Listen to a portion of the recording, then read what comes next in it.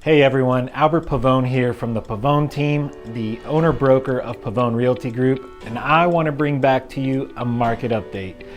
There's just so much bad news on the television right now that I think it's just so important that we talk about actually what's happening. The news looks at everything as a nation, and everything is doom and gloom right now when they talk about real estate and what's happening in the market. So I think it's very, very important that we put our finger on the buzz and actually know what's happening in our own city. Now, I want to give you a little bit of breakdown of what's happening in West Palm Beach, but if you're interested in something that's more tailored to your community, whether it's Wellington, Jupiter, Boynton Beach, I can get you all of these same numbers, but I want to start bringing you more information so you have a finger on the pulse. So let's just talk about West Palm and what's currently been happening. I have a lot of sellers that are asking me, what's going on with the prices? I keep hearing there's going to be a bubble, it's going to be a crash, and everything sounds like it's about to go on fire. And I'm just trying to explain to them that you have to understand 4 months ago and 12 months before that, we were basically pricing homes ahead of the market. So we were looking at a house that sold for $650, and we would sit there and say, hey seller, we could probably expect 50 offers in the next 48 hours. They're gonna pay you $100,000 over your appraisal, and you have nothing else to worry about. Well, those weren't realistic times. Now we're going into a more realistic time. We're going back into a very normal market.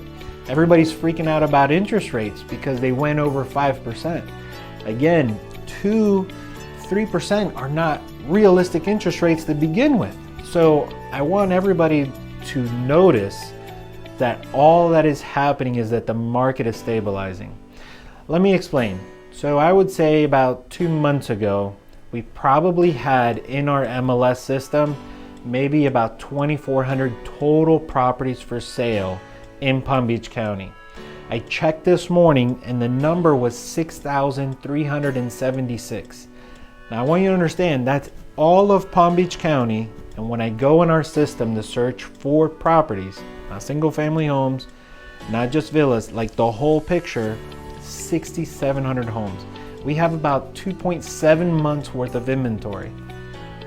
If you're trying to figure out whether you're a seller or a buyer, what market we're in, 5 to 6 months worth of inventory, that is a seller's market. 6 months or more, you are in a buyer's market. So you understand, sellers, you could still get a great price for your home because of the lack of inventory. It's just not that pricing so ahead of the market, if that makes sense. So going back to the 6,700 homes, out of those 6,700 in all of Palm Beach County, okay, you have 3,511 that are single family homes. Townhomes, 545, and on condos, 2,004. The remainder, that's a whole mix of other types, villas, mobile homes, and things like that. All right, so we're still with limited inventory. So if you're a seller and you've been on the fence and you're wondering what's happening, there's still time to sell and get a good price. The good news is what we've been experiencing in the last 50 to 60 days is a lot of our sellers were able to get them into their next property and have a simultaneous closing, which is a nice thing. A lot of equity is always tied up in our homes, so it's very hard to transfer that equity into a new home contingent on a sale, right? 6 months ago. Now it's not that uncommon to see, which is a very beautiful thing. So let me just give you some numbers from June of last year to June of this year. I understand it's August, but I have to look at these stats that they give us. They still haven't given us July. So for West Palm Beach, guys, and I'm just breaking this down for West Palm Beach. I can break this down for any other number that you would like.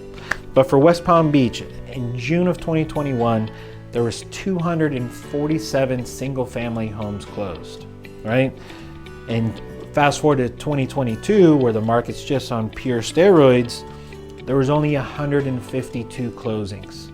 So there was actually less sales, but the price increase, the median house increase went from 425 to 494,000.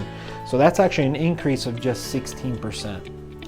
So where these sellers were seeing 6 months ago that their equity was increasing by 25 to 50%, it was very, very small in neighborhoods. You have to be very specific when you're looking into your community. If you look at month of supply from June of 2021 to June of 2022, it went from 1.9 months of supply to 2.3 months in single family homes. So the supply actually went up, even though that the contracts went down, if that makes sense. All right, so just really quick, if I look at townhomes now, if you are a seller and you own a townhome, we are still really lacking the inventory for townhomes. So if you've had thoughts of selling that investment property that you have, that you hate the tenants, or you've been thinking, hey, I'm in my townhouse, it's ready, I'm ready to upgrade for the single family home, this would be a very important time for you. 2021, we had 369 townhomes that actually closed for the month of June. In 2022, it went down to 252.